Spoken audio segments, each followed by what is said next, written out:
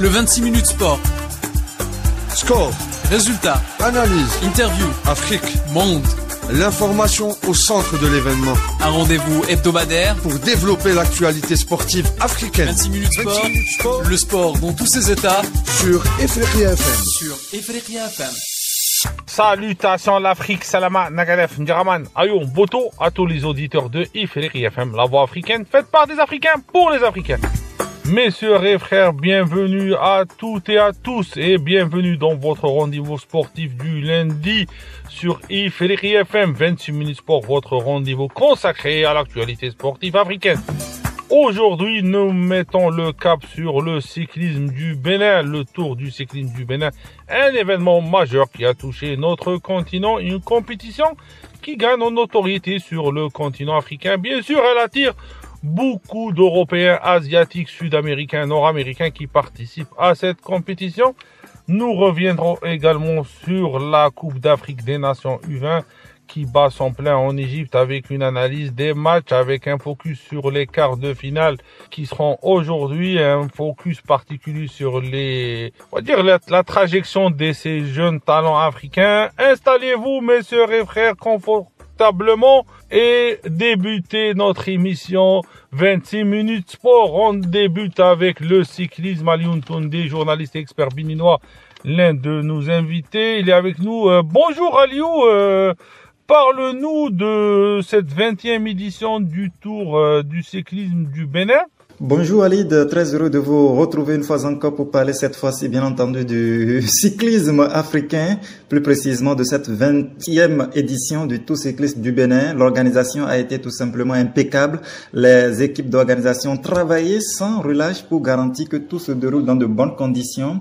Le parcours était bien choisi et les étapes ont été variées, ce qui a maintenu notamment l'intérêt des coureurs et du public. De plus, la gestion des arrivées et des départs a été vraiment fluide.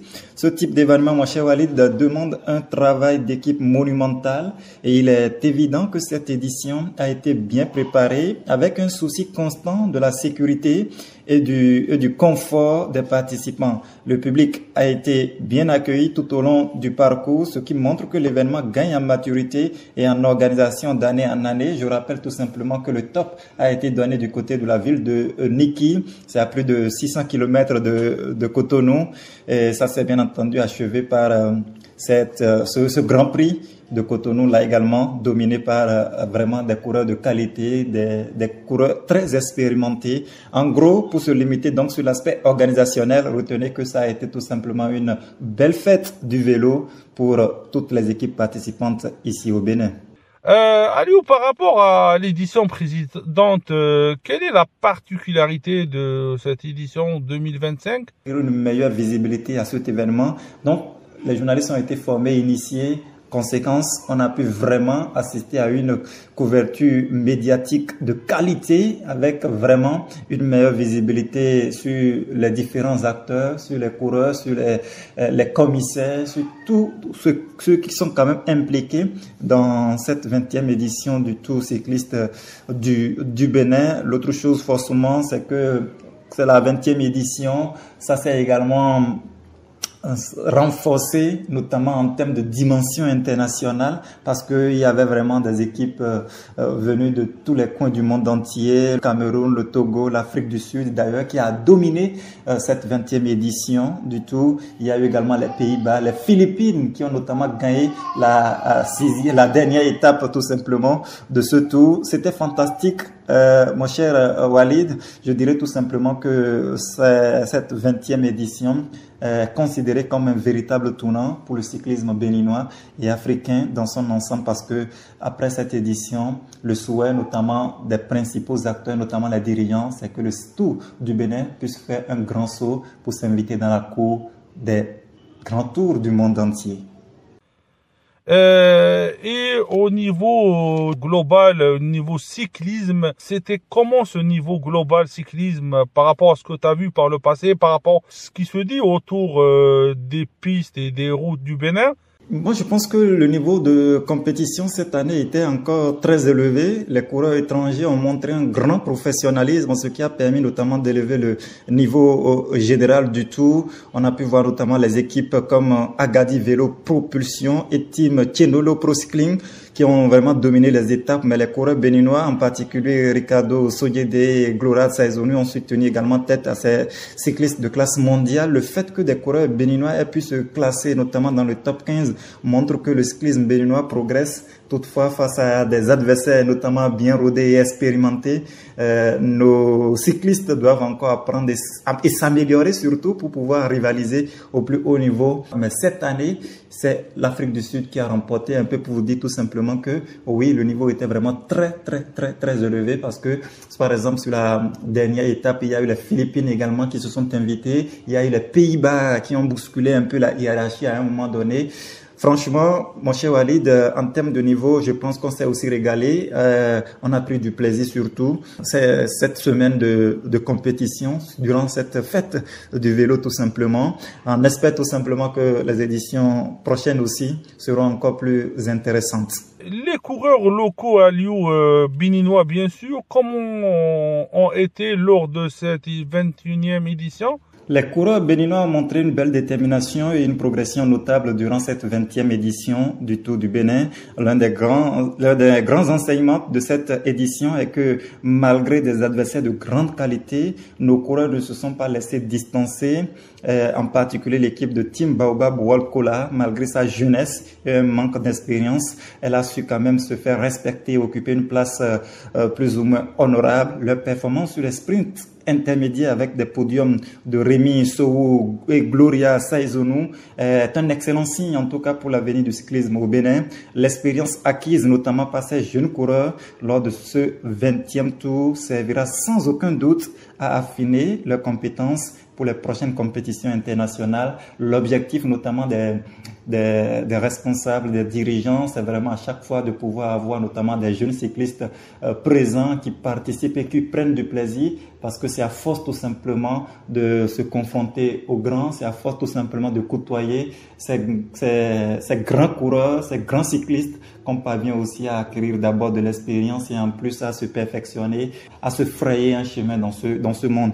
Donc en gros, les coureurs béninois, ça a été en tout cas une note honorable dans l'ensemble, même si on n'a pas fini sur le podium, même si on n'a pas forcément gagné en termes de place, mais franchement, en termes d'expérience, en termes d'acquis, c'est déjà quelque chose d'assez grand. Et forcément, on n'oublie pas la première édition entre griffes du Grand Prix féminin qui a été introduit cette année. On en parlait lors du numéro dernier. C'était l'innovation majeure. Il y a notamment également une dame béninoise qui a fini notamment sur le podium. C'est quelque chose d'assez prometteur. C'est un signe de ce que, franchement, les coureurs béninois commencent aussi par grandir, ils commencent par gagner en expérience, en confiance et surtout commencent par savoir aussi que désormais il faut vraiment élever davantage le niveau, répondre à un certain nombre d'exigences aussi pour pouvoir tout simplement s'imposer dans ce milieu.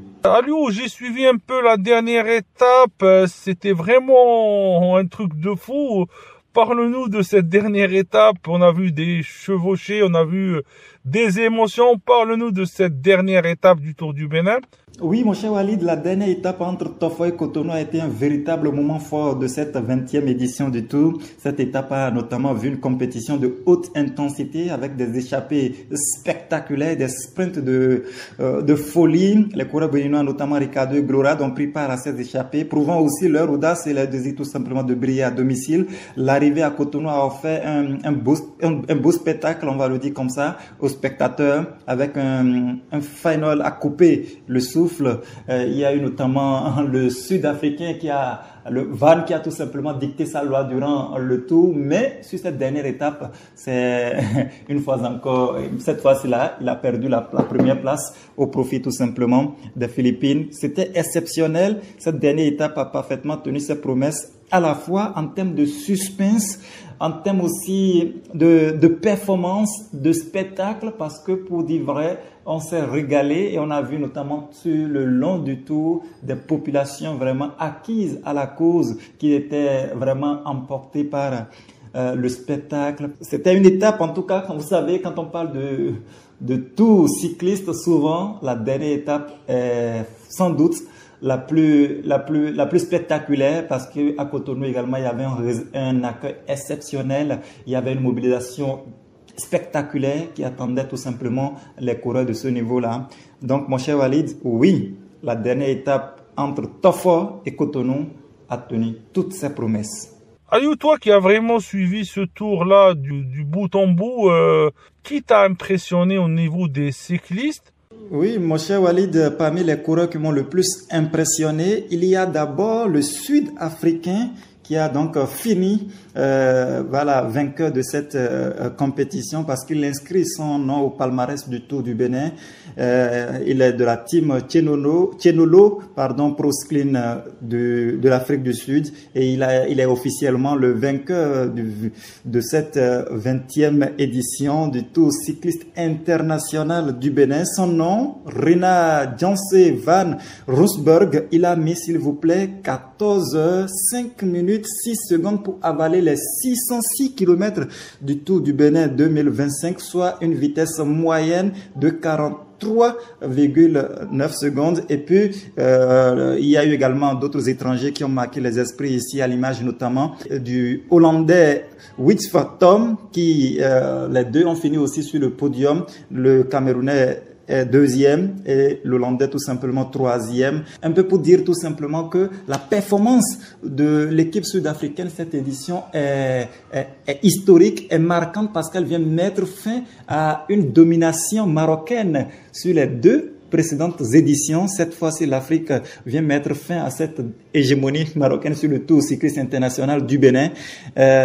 Il a affiché durant cette édition, durant le long du parcours, un esprit combatif de qualité. Il a montré de très belles choses, notamment son audace. C'est quelque chose d'assez exceptionnel. Vous savez, c'est pas non plus assez facile. C'est vrai qu'il y a ils prennent connaissance notamment du trajet et tout, mais en fonction notamment des conditions et aussi le soleil, c'était impressionnant. Mais l'ami sud-africain a tout simplement, de par son esprit combatif, a réussi à s'inviter sur le podium. C'est lui donc officiellement le maillot jaune de cette compétition. C'est lui qui remporte cette 20e édition du Tour cycliste international du Bénin. Mais au-delà de ça, il y a bien d'autres jeunes coureurs également qui ont marqué les esprits, qui ont quitté le Togo, qui ont quitté la Côte d'Ivoire, ou même sur place au Bénin. On a eu des jeunes qui par leur audace,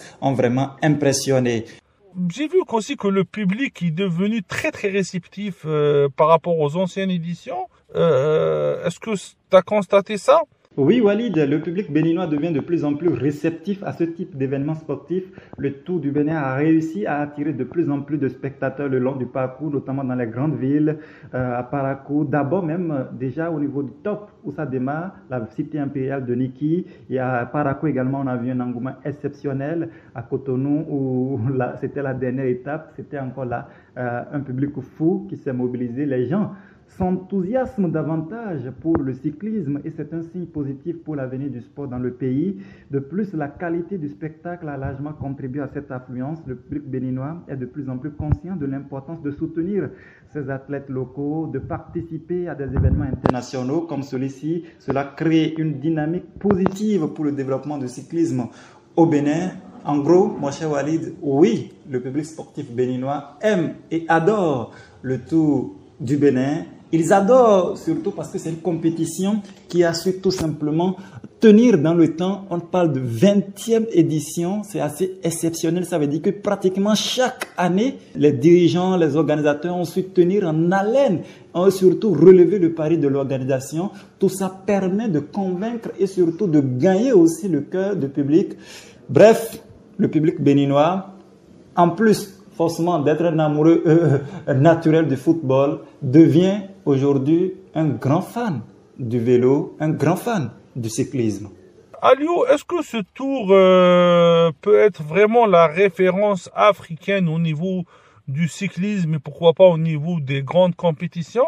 Écoutez Walid, je pense que le Tour du Bénin peut devenir, s'il ne l'est déjà, un événement de référence en Afrique de l'Ouest, grâce notamment à la bonne organisation, l'accueil des équipes internationales, la présence de coureurs de haut niveau. Le Tour international cycliste du Bénin est tout simplement dispose des atouts pour se distinguer, pour marquer les esprits, pour tout simplement s'offrir une place dans la sous-région. Le développement du cyclisme au Bénin, couplé aussi à l'expérience acquise au fil des éditions, permettra de faire du Tour du Bénin un rendez-vous continental, un rendez-vous incontournable en Afrique de l'Ouest. Il ne manque plus qu'un peu plus de soutien peut-être et de partenariat pour garantir sa pérennité, parce que on sent, en voyant les dirigeants, on sent, en regardant notamment les efforts que font les responsables de la fédération béninoise de cyclisme dans leur esprit, dans leur envie tout simplement de positionner davantage le Tour du Bénin, dans leur engagement de faire du cyclisme béninois l'un des rendez-vous les plus importants du continent. Ils sont en train d'aller au-delà de l'Afrique de l'Ouest. Cette année, c'est l'Afrique du Sud qui s'impose. Il n'y a pas le passé, le Burkina Faso qui a dicté sa loi. C'est donc un tour qui s'est désormais ouvert à toute l'Afrique.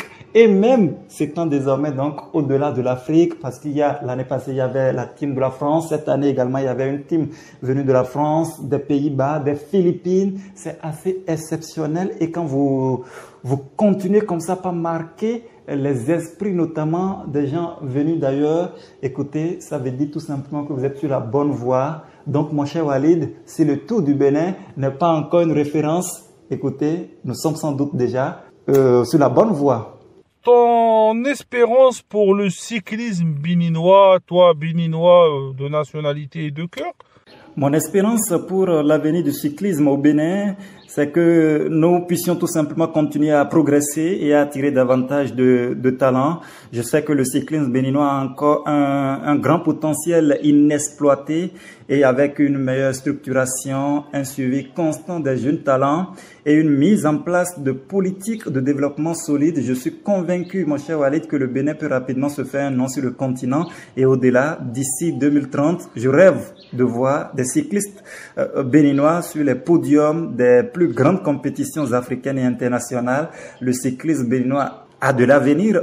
Le cyclisme est prometteur ici. Les conditions s'améliore davantage avec un gouvernement qui franchement investit dans les infrastructures, qui met aussi les moyens à disposition des fédérations. C'est vrai que c'est pas encore costaud, c'est pas encore consistant, mais il y a quand même un grand effort. Il faut continuer dans cette même dynamique là. L'autre chose aussi, c'est de parvenir tout simplement à obtenir de plus grands partenariats pour offrir aussi une meilleure expérience donc aux différents coureurs qui participent à cette compétition, afin de tout simplement continuer par donner une meilleure image au vélo béninois, au vélo africain dans son ensemble.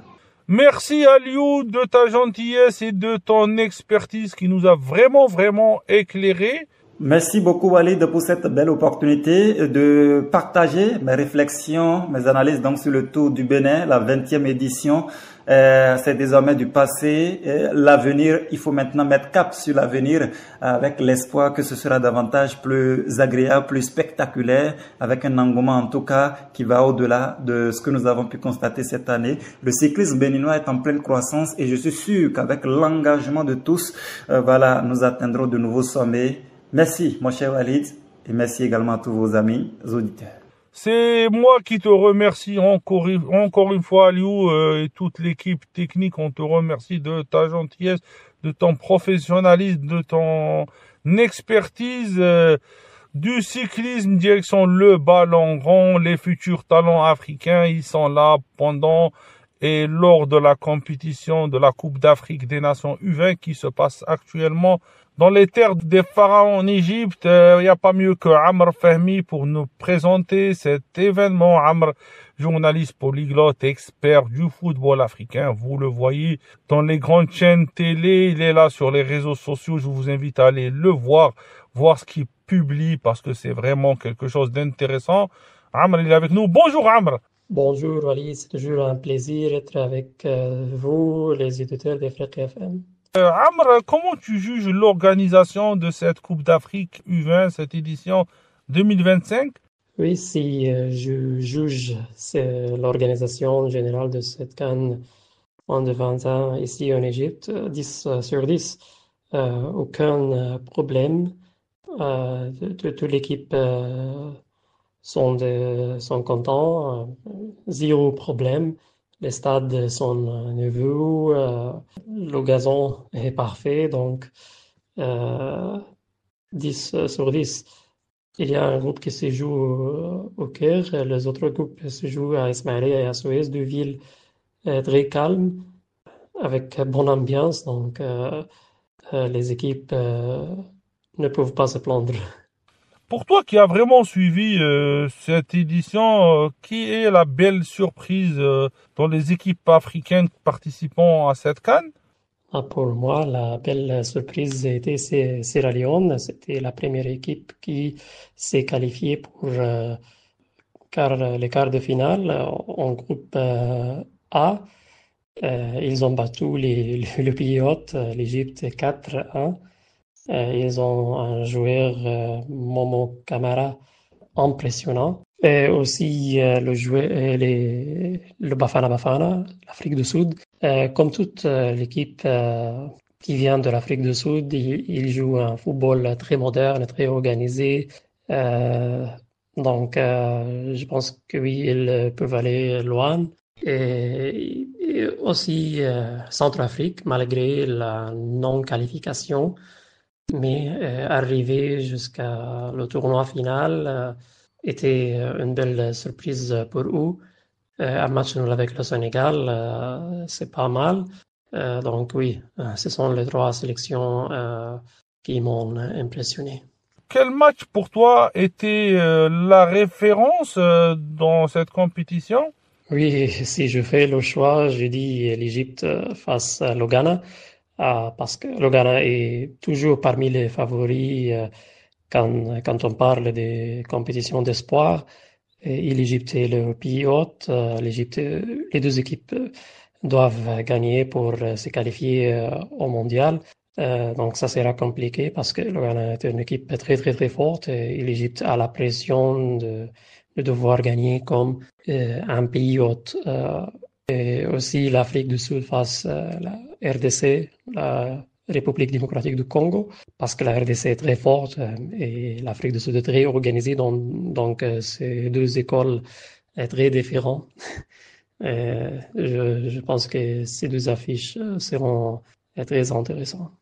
Amr, on a vu Mohamed Camara, le Sierra Leone, l'un des meilleurs joueurs, était vraiment le top joueur de cette CAN.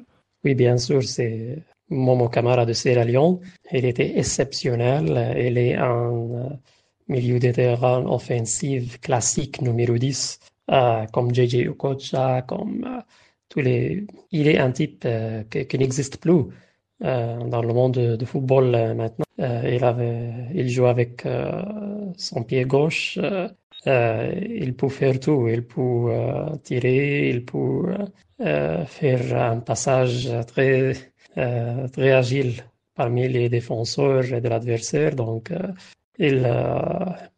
pour moi, il est la révélation de ce tournoi. Et les déceptions, qui sont les déceptions?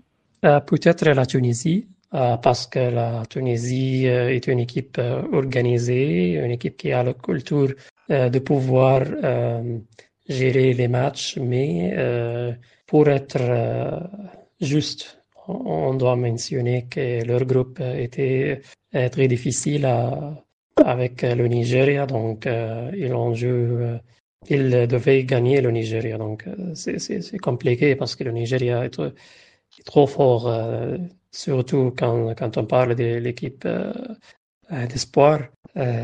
Mais avoir la possibilité de se qualifier comme un meilleur troisième de groupe qui n'ont pas qualifié, c'est une déception grosse pour les Tunisiens, pour les Aigles de Carthage. Est-ce que tu vois pas que la République démocratique du Congo et la Sierra Leone ont été des surprises par rapport à ce qu'on en voyait par le passé? Oui, peut-être, parce que la RDC et la Sierra Leone ne sont pas les potences traditionnelles dans cette catégorie. C'est toujours le Nigeria, le Sénégal, la Côte d'Ivoire, le Ghana, mais cette fois-ci, de belles surprises. Donc oui, je crois que c'est peut-être un changement de la carte africaine de football d'espoir et peut-être au moins une équipe parmi les deux pour se qualifier à la Coupe du Monde au Chili. Et ça bénéficie le foot africain avoir plus d'une force traditionnelle. On va dire, qu'ils ont été bons par rapport à ce qu'on voyait, les Nigérians, les Ghanéens et tout, qui a été bon? C'est comme toujours, le Nigeria, le Ghana. Cette fois-ci, je pense à l'Afrique du Sud. L'Afrique du Sud, oui, sont très organisés. Ils offrent un football très moderne, avec beaucoup de talents et qui jouent régulièrement avec leur équipe comme Mamelodi Sundowns, comme Orlando Pirates. Donc, ils ont tout pour aller le plus loin possible. J'espère l'Égypte, car je suis égyptien, mais c'est toujours difficile parce que la pression est énorme ici. Mais jouer comme un pilote pour guider l'Égypte pour aller aux demi-finales. Amr, le tournoi, c'est vraiment une opportunité pour les jeunes Africains de se montrer vis-à-vis des clubs européens et des clubs asiatiques.